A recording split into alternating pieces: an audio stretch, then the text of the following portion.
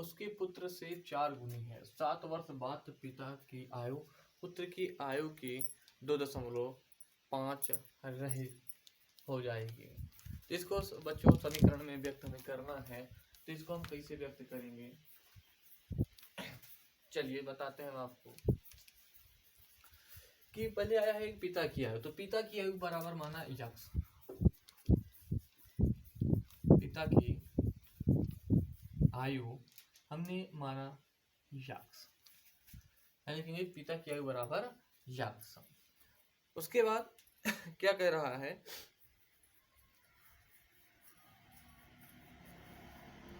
Sorry यहाँ पे पुत्र की आयु मान लीजिए, यहाँ पुत्र की आयु बराबर यक्स। तो कह रहा है एक पिता की आयु उसके पुत्र से 4 गुनी है, ठीक है। तो पिता की आयु पुत्र की आयु से कितने हैं, 4 गुनी है। तो मतलब हम x में कितने गुणा करेंगे, 4 का गुणा करेंगे, क्योंकि पुत्र से वो 4 गुना है, ठीक है। तो यहाँ पे जो है पुत्र की आयु x वर्ग हो जाएगी, तो पिता की आयु कितना हो जाएगा, 4x, ठीक है, क्योंकि 4 गुनी है, पिता की आयु क्या है, 4 गुनी है। तो यहाँ पे हो गया पिता की आयु बराबर 4x,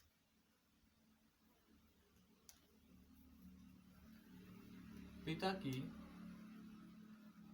आयु बराबर 4x, ये हो गया। अब बात कर रहा है कि 7 वर्ष बाद पुत्र की आयु, तो 7 वर्ष बाद पुत्र की आयु अगर बाद में आएगा तो हम प्लस लगाएंगे, प्लस से आगे बढ़ाएंगे, और पहले आया तो हम माइनस करेंगे। तो ये हो गया आपका क्या, कि पुत्र की आयु x वर्ष, पिता की आयु 4x, और बोल रहा है कि 7 वर्ष बाद पिता की आयु पुत्र की आयु से, तो 7 वर्ष बाद पुत्र की आयु, तो 7 वर्ष बाद माने पुत्र की आयु बराबर क्या हो जाए, 7 वर्ष बाद पुत्र की आयु बराबर कितना हो जाएगा, 7 वर्ष बाद। प्रेजेंट टाइम में उसकी x वर्ष है, और तो 7 वर्ष बाद क्या हो जाएगा, x प्लस 7, ये हो गया। यार 7 वर्ष बाद अब कितनी गुनी हो जाएगी, 2.5 गुनी हो जाएगी। तो 7 वर्ष बाद क्या हो जाएगा, 2.5 गुना, मतलब गुणे का चिन्ह लगाएंगे और 2.5 कर देंगे, ये होगा, ठीक है। तो इसको हमको किस में बनाना है, समीकरण में बनाना है, पूछ रहा है। तो यहाँ पे देखिए क्या हो जाएगा, अब यहाँ से हम इसको हटाएंगे तो हो जाएगा 10, ये हो जाएगा कितना, 5/2। तो ये हो जाएगा आपका क्या, यहाँ पे हो जाएगा 4x प्लस 7, पुत्र है 2.5 गुनी हो जाएगी, ठीक है। तो यहाँ पे हो जाएगा कितना, आपको हो जाएगा 4x प्लस 7 इक्वल टू, यहाँ पे हो जाएगा यहाँ पे हो जाएगा x प्लस 7 इंटू 5/2, ये बन जाएगा आपका समीकरण। इसको आप 75 कर सकते हैं सॉल्व करने के बाद, ठीक है। इतना ही पूछ रहा है बस। और दूसरा है क्वेश्चन कि किसी भिन्न के अंश तथा हर प्रत्येक में 1 जोड़ दिया जाए। यहाँ देखिए क्वेश्चन नंबर 2 पूछ रहा है क्या,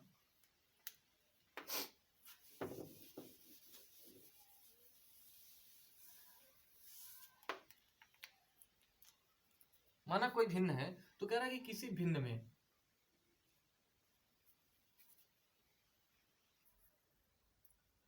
चलिए यह है कि किसी भिन्न के अंश तथा हर प्रत्येक में 1 जोड़ दिया जाए तो भिन्न का मान 5/6 हो जाता है, ठीक है। परंतु यदि अंश और हर प्रत्येक में से 1 घटा दिया जाए तो भिन्न का मान जो है 4/5 हो जाता है, तो युगपत समीकरण बनाना है हमें। तो युगपत समीकरण बनाएंगे, चलिए बनाते हैं। क्या है कि जो भिन्न होता है हमारा वो x/y के रूप में होता है, किसके रूप में होता है, x/y के रूप में। तो पहला चलिए ये भिन्न हो गया, ठीक है। तो किसी भिन्न के अंश तथा हर प्रत्येक में 1 जोड़ देते हैं, ठीक है। तो चलिए दोनों हम क्या करेंगे, +1 जोड़ देते हैं, जोड़ दिया जाए तो भिन्न का मान 5/6 हो जाता है, कितना हो जाता है, 5/6 हो जाता है। कितना होता है बच्चा? 5/6 हो जाता है। अब यहाँ पे क्या करना है हमें इसको सॉल्व कर लेते हैं। तो यहाँ पे इसका मल्टीप्लाई क्रॉस मल्टीप्लाई हो जाएगा। तो यहाँ पे हो जाएगा 6x plus 6 equal to 5y plus 5। तो यहाँ पे 6x इधर ये प्लस में इधर आएगा माइनस में हो जाएगा, तो माइनस 5y। इधर इधर प्लस में उधर जाएगा तो माइनस में हो जाएगा। तो ये हो गया कितना? 6। अब यहाँ देखिए 6x minus 5y equal to minus 1। तो ये हो गया समीकरण नंबर 1। अब समीकरण नंबर 2 क्या है रहा है? यह स्टार्ट होता है परंतु यदि अंश और हर प्रत्येक में 1 घटा दिया जाए तो भिन्न का मान कितना हो जाता है? 4/5 हो जाता है। तो यहाँ देख लीजिए कितना हो रहा है? 4/5 हो जाता है। अब यहाँ ठीक है x माइनस 1/y माइनस 1, क्योंकि दोनों में अंश और हर प्रत्येक में से 1 घटा दिया जाए तो भिन्न का मान कितना होता है? 4/5 के बराबर होता है। अब इसको भी क्रॉस मल्टीप्लाई कर देंगे तो हो जाएगा 5x minus 5 equal to 4y minus 4 जो गया। अब यहाँ पे हो जाएगा 5x माइनस 4y, इधर माइनस में उधर जाएगा तो प्लस में हो जाएगा, तो प्लस माइनस 4 प्लस 5। यहाँ पे हो गया आपका कितना? 5x minus 4y equal to 1। तो ये हो गया आपके समीकरण नंबर 2। बस यहीं तक पूछा था, ठीक है। एक समीकरण नंबर ये, एक समीकरण नंबर 2 ये, बस इतना ही पूछा था। यहीं तक लगाएंगे। युगपत समीकरण बनाइए, बस समीकरण हमको बनाना था। समीकरण हमारा बना, ठीक है। अब देखिए तीसरा सवाल क्या कहता है? क्लियर एक सवाल है। तीसरा सवाल है कि दो संख्याओं का योग 64 है। यदि उनमें से एक संख्या दूसरी संख्या की 3 गुनी है तो संख्याएं ज्ञात कीजिए। ठीक है, तो हम एक संख्या मानते हैं, यक्स मानते हैं, ठीक है, कि एक संख्या माना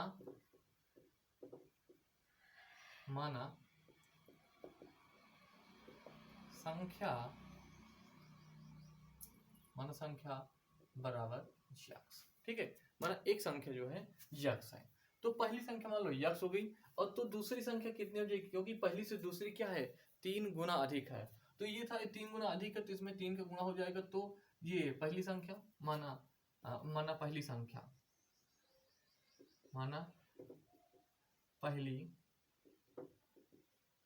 संख्या बराबर यक्स, तो दूसरी संख्या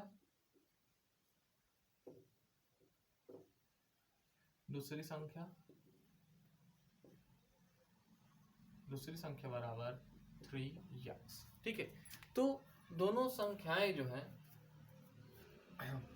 क्या है? दो संख्याओं का योग कितना हो गया? अब इन दोनों संख्याओं का हम योग करेंगे तो 64 के बराबर होगा।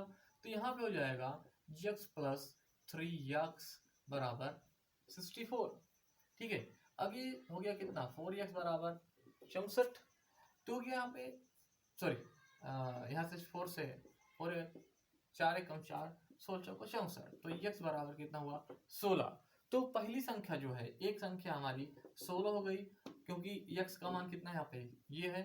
तो यहाँ पे एक पहली संख्या x बराबर 16 और 3x बराबर 3 गुणे 16 इक्वल टू 48। ठीक है, ये ऐसे लगेगा, क्योंकि आपका आंसर। आपको स्क्रीनशॉट करना है, कर लीजिए। चलिए अब एक सवाल है, चौथा है।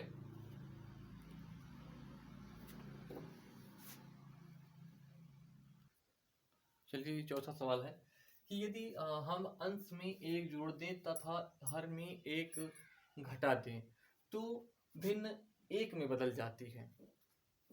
यदि हर में 1 जोड़ दें तो यह 1/2 हो जाती है, तो वह भिन्न क्या है? इसमें x और y का मान निकालेंगे। हमने पहले बताया कि भिन्न जो होती है वो x अपान y के रूप में क्या होती है? भिन्न होती है। इसका हम पहले पढ़ेंगे। पहला वाक्यांश क्या है कि यदि हम अंश में 1 जोड़ दें, यदि हम अंश में 1 जोड़ दें और 1 हर में घटा दें, तो अंश में 1 हमने जोड़ दिया और हर में 1 घटा दिया, तो भिन्न 1 में बदल जाती है। तो भिन्न क्या हुआ? इसका पूरा मान 1 में बदल गया। ठीक है, चलिए अब यहाँ देखिए क्या हुआ। अब इसको हम सॉल्व करेंगे, इसके बटन में 1 लगा दें, कोई प्रॉब्लम नहीं होगी। इसको क्रॉस मल्टीप्लाई होगा तो यहाँ हो जाएगा x + 1 = y - 1, ये हो गया। ठीक है, अब इधर इसको करेंगे x - y, क्या किया x - y, मतलब y के पक्षांतर होगा, उधर प्लस में इधर आएगा माइनस में, तो यहाँ पे हुआ -1 - 1, तो ये हो गया x - y = -2। ठीक है, अब सेकंड क्या कह रहा है, यदि हर में एक जोड़ दें, हर में क्या करें एक जोड़ दें, तो चलिए हर में x अपान y + 1 एक जोड़ दें तो ये कितना हो जाती है 1/2 हो जाती है। फिर इसका तिल्य गुणा कर लेंगे, 2x = y + 1, ये होगा। अब क्या होगा, यहाँ पे हो जाएगा 2x - y = 1, तो समीकरण नंबर 1 ये हो गया, समीकरण नंबर 2 ये हो गया। अब इसको हमको सॉल्व करना पड़ेगा। चलिए इसको सॉल्व कर ले रहे हैं, विलोपन विधि से हम सॉल्व कर लेंगे। तो यहाँ पे हो जाएगा, यहाँ पे इसको लिख लें 2x - y = 1, तो यहाँ पे लिख दें कि समीकरण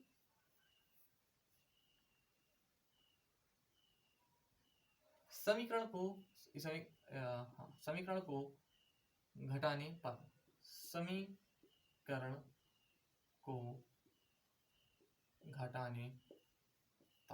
घटाने पर क्या होता है, चिन्ह बदल जाते हैं, ये माइनस ये प्लस ये माइनस। तो अब ये चिन्ह जो होंगे ये नया चिन्ह होगा, ये पुराना जो चिन्ह है ये काम नहीं करेगा, ये कट गया। ठीक है, अब यहाँ से ये घटेगा तो यहाँ पे केवल -x रहेगा, इक्वल टू ये हो जाएगा -3, तो माइनस से माइनस कैंसिल, तो x की वैल्यू कितनी आ गई हमारी 3। ठीक है, अब x का मान करेंगे, x का मान समीकरण नंबर 1 में रखने पर, तो समीकरण नंबर 1 हमारा ये है, तो x - y = -2, तो यहाँ पे 3 - y = -2, तो -y = -2,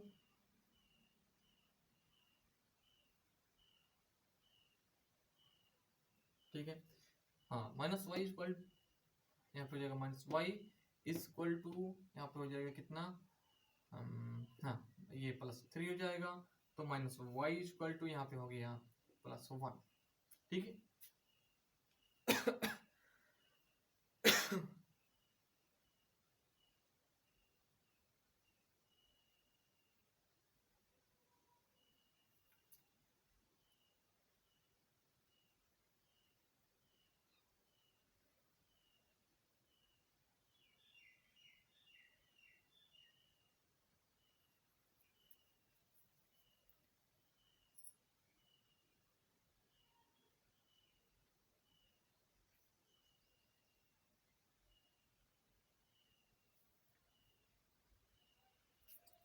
सॉरी इधर जाएगा तो ये माइनस हो जाएगा, ये इधर जाएगा तो ये माइनस हो जाएगा, ये तो ये हो जाएगा कितना -y = -5, तो y माइनस से माइनस कटा, तो y = हो जाएगा 5, तो ये हो गया आपका x का मान 3 आया और y का मान आया 5, तो हमारी भिन्न हुई, यहाँ पे भिन्न x अपान y = हो गया हमारा कितना, हमारा आया, हमारा x अपान y = आया कितना 3/5, ये आपका हो गया आंसर। ठीक है बच्चों, थोड़ा कैलकुलेशन में बीच में गड़बड़ हो गया था, तो उसमें थोड़ा देर लग गई, कोई बात नहीं, आगे देख लीजिएगा।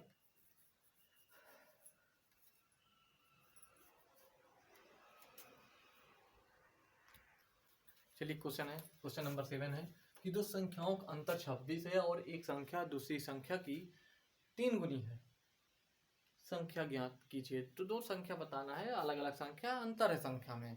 तो यहाँ पे हो जाएगा कि माना दो संख्या है ना, दो संख्या लेना है, तो माना वो भी अलग अलग लेना है, तो माना दो संख्या बराबर x, y। ठीक है, तो कह रही है कि दो संख्याओं का अंतर 26 है, तो दो संख्याओं का अंतर 26, तो x माइनस वाई, क्योंकि अंतर है दो संख्याओं में, अंतर का मतलब होता है माइनस। अब जहाँ पे अंतर आएगा वहाँ माइनस कर देंगे, और जहाँ पे योग आएगा वहाँ पे हम प्लस कर देंगे। ठीक है, तो यहाँ पे आया कितना, बराबर 26। और कह रहा है कि एक संख्या दूसरी संख्या की 3 गुनी है। तो माना एक संख्या कुछ भी हम मान लेते हैं, ठीक है, कुछ भी मान लेंगे हम, चाहे x को हम 3 गुना मान ले y के, और चाहे y को x का 3 गुना मान लें। ठीक है, चलिए तो यहाँ पे हम मान लेते हैं कि x बराबर 3y, x बराबर 3y। तो अभी जो x की वैल्यू है वो कितनी हो गई, 3y हो गई। ठीक है, अब यहाँ पे क्या हो जाएगा, चलिए यहाँ पे आ जाएगा हमारा कि 3y माइनस वाई कितना हो गया बच्चा, ये 26। ठीक है, क्योंकि x बराबर यहाँ पे कितना हो गया, 3y हो गया, x बराबर कितना हो गया, 3y हो गया। ठीक है, अब ये घट जाएगा तो हो जाएगा 2y इक्वल टू 26। तो ये हो जाएगा 13, तो y इक्वल टू 13। अब क्या हुआ, एक कितना हो गया, यहाँ पे देख लीजिए y बराबर कितना हो गया आपका 13 हो गया, और जो है आप कितना हो जाएगा, अभी 3x। ठीक है, y बराबर कितना आया, इतना आया। अब हमको करना क्या है, एक आया 13 और एक आएगा कितना 39, क्योंकि 3y, तो 3y इक्वल टू कितना हो जाएगा, 3 इंटू 13 इक्वल टू 39, 39। ये आपका ये आंसर हुआ। मतलब एक संख्या जो है वो आई आपकी x इक्वल टू 13 और एक y इक्वल टू आई 39।